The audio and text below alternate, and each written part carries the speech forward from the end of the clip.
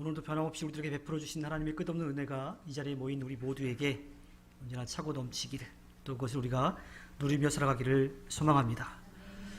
오늘은 감리교회의 시작을 이루신 존 웨슬리 목사님의 회심한 날을 기억하는 그런 날입니다. 284주년이 되었습니다. 영국 성공의 신부였던 웨슬리 목사님은요, 옥스포드에서 공부하는 동안 학문적으로도 굉장히 열심이었지만 또 경건생활, 하나님의 말씀을 붙잡고 살아가기 위해서 많은 노력을 했습니다. 그래서 홀리클럽이라고 경건한 그런 삶을 살기 위해서 모임도 갖고 또 실제로 그 삶을 살아갔죠. 그래서 열심히 공부도 하고 또 경건한 삶을 살기 위해서 부단히 애를 썼습니다. 제가 자료를 찾아보니까 웨슬리 신학연구소에서 작년에 만든 웨슬리 목사님에 대한 영상이 있어서 우리 잠깐 그 영상을 보도록 하겠습니다. 이 자막이 좀 빨리 지나가요. 집중해서 보시기 바랍니다.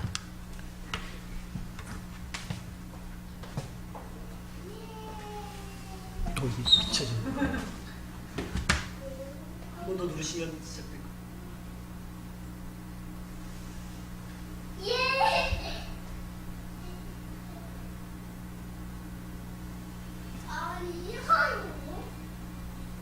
손을 조금만 키워주세요.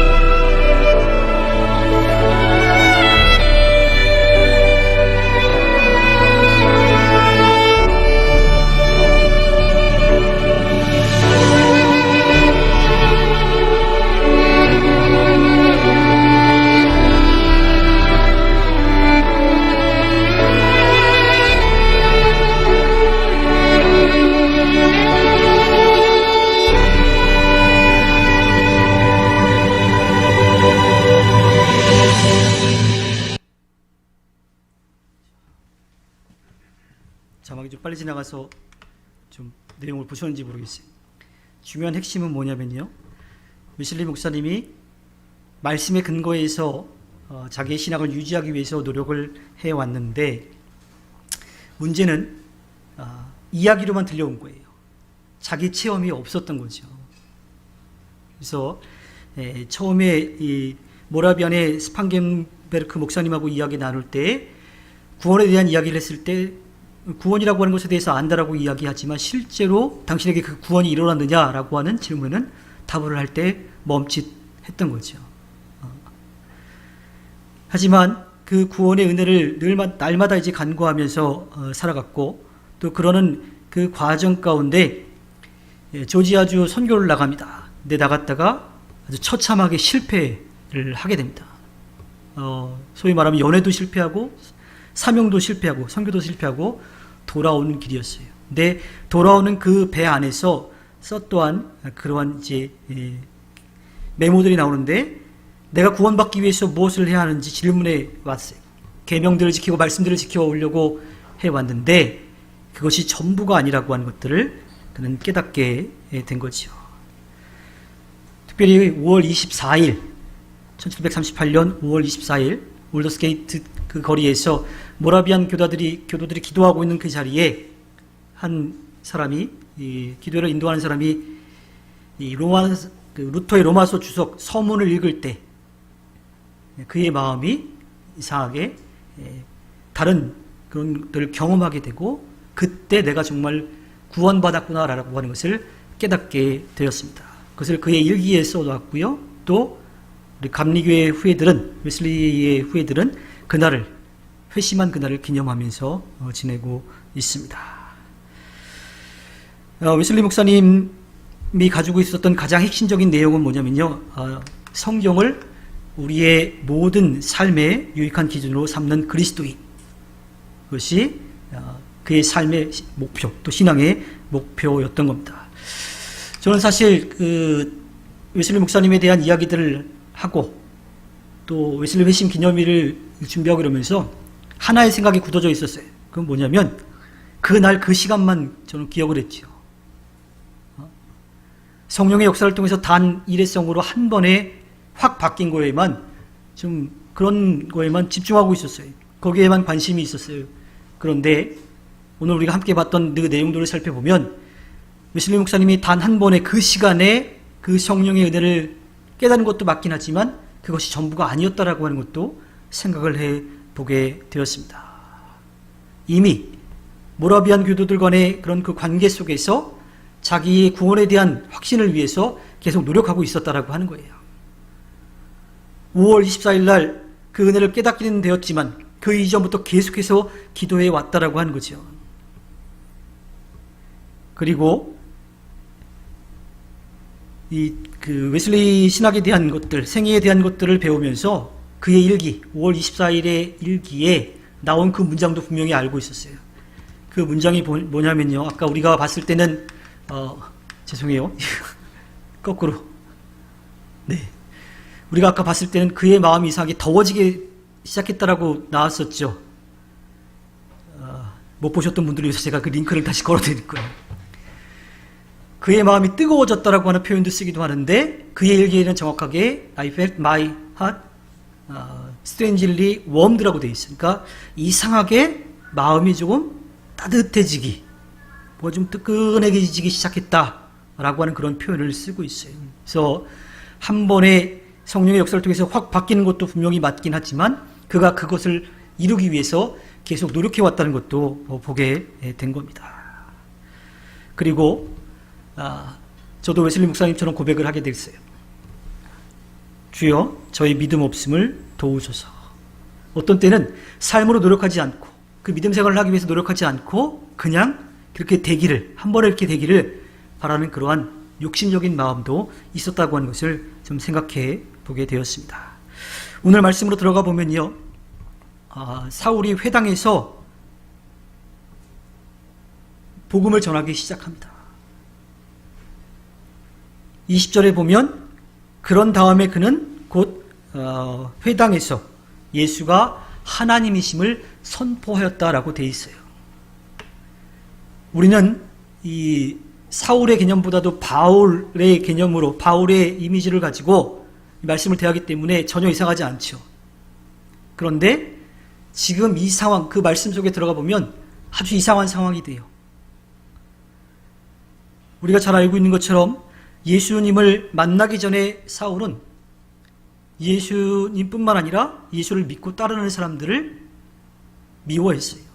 미워하는 정도가 아니라 그들을 잡기도 하고 옥에 가두기도 하고 또 죽이는 것도 마땅하다고 여겼던 그 사람입니다. 왜? 예수가 자신을 하나님의 아들이라고 이야기했기 때문에. 근데 지금 어떻게 되었어요? 예수가 하나님의 아들이심을 선포했다라고 이야기합니다. 예수님이 하나님의 아들이라고 하는 것 우리의 신앙 고백입니다. 그런데 당시 사울에게는 또 그 이야기를 듣는 유대인들 또 예수님을 따랐던 그 제자들에게는 아주 당황스러운 또 황당한 그러한 일이었던 거지요. 예수님을 믿고 따르는 사람들을 잡으러 다마스커스로 가는 그 길에 있던 사울이 주님을 만나고 나서 완전히 바뀌었기 때문입니다. 사실 예수님의 제자들 그리고 예수님이 십자가에 못 박혀 돌아가시는 그 순간 마태복음 27장과 또 마가복음 15장에 나오는 백부장과 그 주변에 있던 사람들은 그가 참 정말 하나님의 아들이었다라고 그렇게 고백을 하는데 그것을 인정하지 못했던 사울이었어요. 근데 그가 바뀌기 시작했던 거죠. 2019년 개봉한 영화 롱 리브 더 킹, 목포 영웅이라고 하는 영화가 있습니다. 보셨나요? 안 보셨어요? 네. 김래원, 원진아, 최무성 이런 분들이 나왔던 건데 장세출이라고 하는 목포에 있는 건달입니다. 근데 양아치는 아니에요. 그러니까 불법적으로 조금 돈을 벌기는 하지만 또 폭력도 쓰기도 하지만 또 그렇게 번 돈을 가지고 나름대로 힘들게 사는 사람들을 도와주는 일도 하는 거예요. 그래서 이제 뭐 건달로 나오는데 거기에 이제 그 강소연이라고 하는 변호사가 재건축하고 있는데 그 지역 사람들을 도와주고 있었어요. 그래서 용역으로 이 장세출이 가서 건달이니까 가서 거기 이제 몰아내고 공사를 이제 시작하려고 하는데 거기에 갔다가 이 장세출이라고 하는 주인공이 강소연이라고 하는 변호사를 보고서 좋아하는 마음이 생긴 거죠. 거기다가 이제 힘으로 밀어붙이다가 뺨도 맞고 그러면서 오히려 다른 깡패들이 못 오도록 막아주는 그런 역할을 하게 됩니다. 그래서 그 여자를 만나기 위해서 이야기를 나누다 보니까 건달짓을 그만하라는 거죠. 그랬더니 그 건달짓을 이제 그만하기로 해요.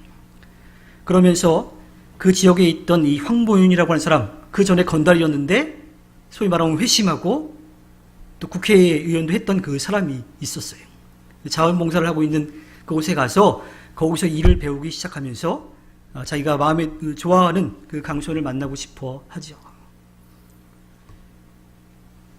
그 사람들을 계속 만나면서 원래 건달이었는데 점점 바뀌기 시작하고 또 그 과정 가운데 버스 사고가 났는데 그곳에서 그 기사를 구해주면서 목포 영웅으로 등극하게 됩니다. 그리고 좀 여러 가지 사건들도 있지만 결국에는 국회의원으로 당선되는 이야기가 나와요. 그 영화를 보면 이 바울이 회심한 이야기가 떠오르게 됩니다. 건달이었지만 그가 마음을 돌이켜서 국회의원이 된 그런 모습, 바울도 그렇게 그의 삶을 완전히 바꾸었던 거죠. 사도행전 9장에서 보면 사울이 주님을 만난 다음에 주님을 부르는 호칭들이 바뀌기 시작합니다. 즉 예수님에 대해서 주님이라고 부르기 시작하고요. 그를 하나님의 아들이라고 하고 또 그리스도라고 부르기 시작합니다. 그걸 다 합치면 어떻게 되냐면 하나님의 아들 예수 그리스도가 되죠. 그래서 우리의 신앙 고백이기도 하고 또 초대교회의 신앙 고백이기도 합니다. 요새 별다줄이 있죠. 다 잘 모르시나요? 네. 별걸 다 줄인다고 그래서 줄임말도 막 배우고 해야 되죠. 저도 몇 주 전에 한 집사님을 통해서 배운 또 그 말이 있죠. 아샤추라고 누가 알려주셨죠? 자꾸 아이스 뭐 이렇게 아이스 아메리카노 이렇게 생각했는데 아이스티에 커피 샷 추가한 거라고 아샤추라고 그래요. 그냥 들으면 잘 모르지만 풀면 또 어떤 뜻인지 좀 이해가 되기도 하지요. 초대교회의 신앙 고백이 바로 그거였습니다. 또 신약의 복음의 핵심도 그거였어요. 우리 익투스라고 들어보셨죠? 물고기 모양, 그리고 그 안에 히브리어 단어가 써여 있죠. 익투스라고 하는 것은 예수 크리스토스 테오스 휘오스 소테르라고 하는 히브리어가 예수 그리스도 하나님의 아들 구세주라고 하는 그 단어들의 줄임말이, 그 앞자들 알파벳을 띄어서 보니까 그 단어가 헬라어로 물고기라고 하는 뜻을 가지고 있습니다. 그래서 그 물고기라고 하는 것을 통해서 신앙 고백을 했던 거죠. 갈라디아서 1장 16절에 보면 그 아들을 이방 사람에게 전하게 하시려고 그를 나에게 기꺼이 나타내 보이셨습니다. 그때에 나는 사람들과 의논하지 않았다라고 이야기를 하는데요. 중요한 것은 예수가 하나님의 아들이심을 이방 사람들에게 전하기 위해서 자기가 선택받았다라고 하는 것, 자기에게 보여주셨다라고 하는 것을 고백하고 있습니다. 그 외에도 예수 그리스도가 하나님의 아들이시요 그리스도라고 하는 사울의 고백은 데살로니가에서, 고린도에서, 또 에베소에서 계속해서 전해지고 있습니다. 사실 예수님과 직접 생활을 했던, 또 그 가르침을 받았던, 그것을 그 놀라운 기적을 체험했던 제자들, 그들이 있었지만 예수님이 십자가에 못 박혀 돌아가셨다가 부활하신 이후에 예수님을 만나고 새롭게 예수님을 전하는 제자가 된 사람이 있죠. 그가 바로 우리가 오늘 말씀을 통해서 이야기 나누는 사울이라고 하는 사람이에요. 물론 나중에 이름을 바울로 바꿔서 부르게 되는데 그것도 여러 가지 이야기들이 있지만 중요한 것은 그가 주님을 만나고 그의 삶이 변화되었다라고 하는 겁니다. 바울이 선포하고 있는 것은요, 하나님의 아들에 대한 복음이, 그가 우리를 위해서 이 땅에 오셨다라고 하는 것이고요. 또 하나님의 아들을 선포하는 그 복음을 통해서 구원의 은혜를 누리기를 원하는 겁니다.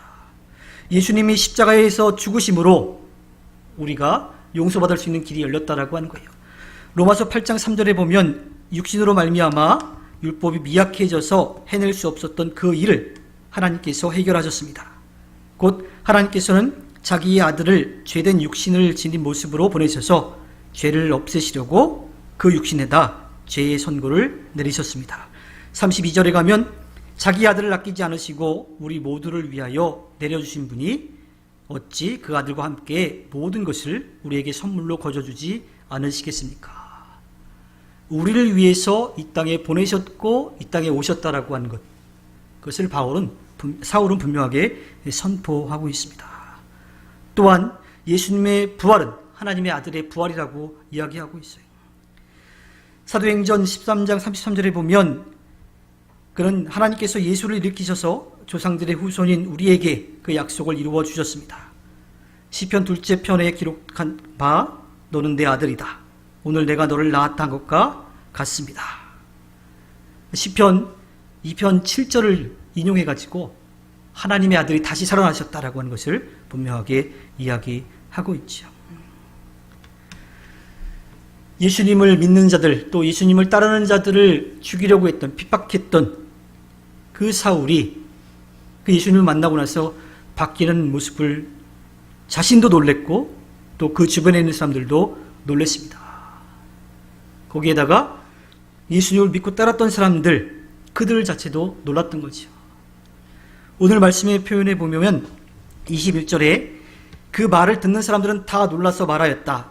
이 사람은 예루살렘에서 예수의 이름을 부르는 이들을 마구 죽이던 바로 그 사람이 아닌가. 그가 여기 온 것도 그들을 잡아서 대제사장들에게로 끌고 가려는 것이 아닌가 하고 말하죠. 22절에 가면 그러나 사울은 더욱 더 능력을 얻어서 예수가 그리스도이심을 증명하면서 다마스쿠스에 사는 유대 사람들을 당황하게 하였다. 이 당황이라고 하는 말은 헬라어 시네킨넨이라고 하는 단어로 쓰였는데 이것은 쏟아서 흐트러 놓다라고 하는 거예요. 뭔가 섞여 있는 것들을 함께 쏟아가지고 섞어 놓는다라고 하는 거죠. 그러면 그게 뭔지 정확히 구분이 안 되는 거예요.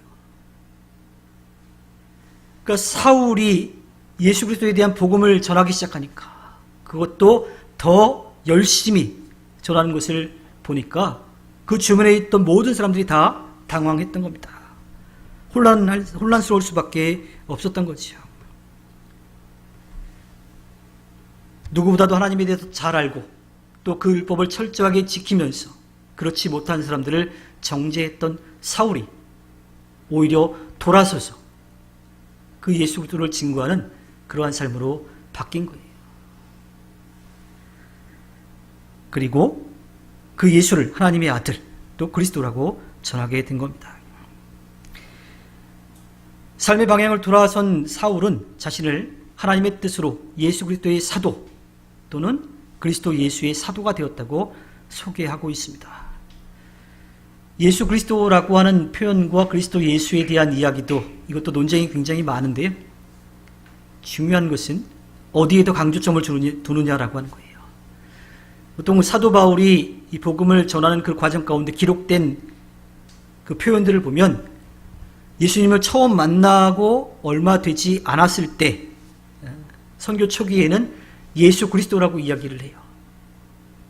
그러니까 이 땅에 오신 예수님과 그분이 그리스도이시다라고 하는 거에 초점을 맞추고 있어요. 그러니까 이 땅에 오신 것에 초점을 맞추는데 그 이후에 바울이 잡혀서 옥에 들어간 다음에 옥중서신을 쓸 때는 그때는 그리스도 예수라고 하는 표현을 쓰고 있습니다.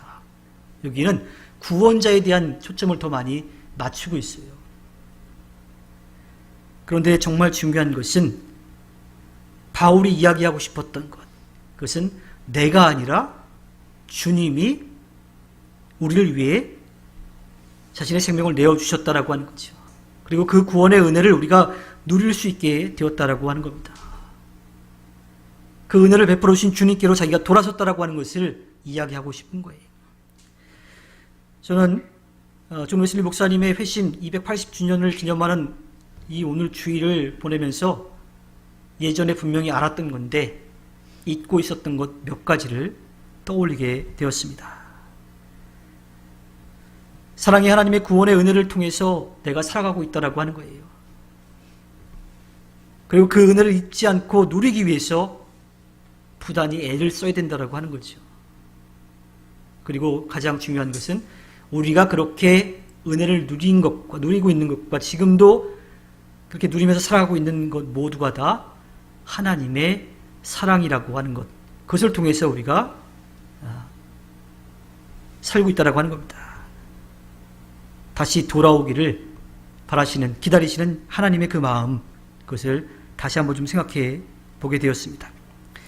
제가 요즘 그림자 때문에 좀 신경을 좀 많이 썼어요. 여러분들은 어떻게 느끼는지 모르겠지만 뭐 좀 달라진 거 없어요? 네, 뭐 관심 안 가지셔도 괜찮습니다. 조명을 계속 바꾸면서 최대한 방송이라든지 아니면 여러분들이 보시기에 조금 더 편하게끔 이래저래 막 바꿨었어요. 제 뒤로 그림자 살짝 보이세요? 네, 저 그림자를 없애려고 정말 많이 노력해봤습니다. 네, 저 그림자를 없애려고 하다 보니까 카메라 가지고 하다 보니까 주변이 또 너무 밝아져가지고 여러분들 다시 안 보시겠지만 첫 주에 성찬한 그 영상을 보시면 제가 그 옷이 사라졌습니다. 그래서 그림자 없애는 것 때문에 되게 많이 고민을 하고, 근데 지금 이제 겨우 이제 이 정도 됐고 조금 더 좀 몇 가지를 해볼 건데, 빛이 있으면요 뒤에 그림자가 생길 수밖에 없어요. 근데 만약에 제가 그 빛을 등지고 그림자만 바라보고 있으면 어떨까요? 계속 그림자만 보이는 거죠. 그 어둠만 보이게 됩니다. 옳지 않은 길을 스스로 진리라고 생각하고 믿고 나아갔던 그 모습 가운데 그 그림자는 계속 있을 수밖에 없어요. 그리고 빛을 등지면 등질수록 그림자는 더 짙어질 수밖에 없죠. 어둠이 사라지지 않는 거예요. 그런데 진리를 깨닫고 빛을 향해서 돌아선다면 어떻게 될까요? 그림자는 사라져버리고 환한 기대와 소망만 남게 되는 겁니다. 하나님은 우리가 돌아서기를 바라고 계십니다. 또 돌아서도록 하나님께서 도와주고 계십니다. 이로 돌아오지 않아도 끝까지 기다리시고 돌아왔을 때 누구보다도 가장 기뻐하시는 분이 바로 하나님입니다. 웨슬리 목사님, 그분도 돌아섰어요. 그분도 엄격한 신앙교육을 받으면서 자라났고요. 또 영국 성공회의 신부도 되었습니다.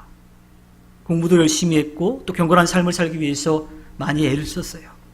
그런데 실제로 자기 구원에 대한 확신이 없었어요. 그 과정 가운데 선교도 실패하고 돌아오게 됐습니다. 그런데 그가 그 구원에 대한 은혜를 갈망하면서 하나님 앞에 계속 기도하고 더욱더 애쓰며 살아갔을 때에 전혀 예상하지 못했던 그날 일기에도 별로 내키지 않는 마음으로 나갔다가 그가 그 로마서 서문을 읽는 그 소리를 듣고 자기 구원에 대한 확신, 믿음으로 구원받는다라고 하는 확신을 갖게 되었고 그의 신앙의 이 모습이 완전히 바뀌어서 돌아서게 되었습니다. 그리고 그 신앙의 유산이 지금까지 우리들에게 이어져 가고 또 우리 믿음의 후손들을 통해서 계속 이어져 갈 겁니다. 바울이 돌아서서 주님을 전하는 자들을 옥에 가두고 죽이기까지 했던 그가 돌아서서 오히려 복음을 전하는 사람으로 바뀐 그 모습, 그리고 바울도 단 한 번에 끝나지 않았습니다. 오늘 말씀 뒷부분에 보면 사울을 죽이기로 모의했다 그랬고요. 그래서 그 음모가 밝혀져서 사울도 막 바구니에 담아서 성을 도망가기도 했어요. 잡혀서 매를 맞기도 하고 옥에 갇혀 있기도 했습니다. 하지만 그는 끝까지 그 믿음을 지켰고 또 그 복음이 계속 전해지기를 바랐던 거죠. 우리도 다시 돌아서기를 바랍니다. 주님 등지고 그림자 보면서 답답해하고 힘들어하는 것이 아니라 우리의 삶을 지키시고 돌봐주시는 주님께로 돌아서서 그 빛을 보며 기대와 소망을 가지고 살아가기를 바랍니다. 그리고 다시 돌아서지 않도록 그렇게 결단하며 살아가기를 소망합니다. 웨슬리 목사님의 회심으로 끝나지 않고요, 우리의 회심으로 그러니까 주님께로 돌아서고 다시 세상을 향해 돌아서지 않는 꾸밀의 모든 분들이 되기를 주님의 이름으로 부탁드립니다. 기도하겠습니다.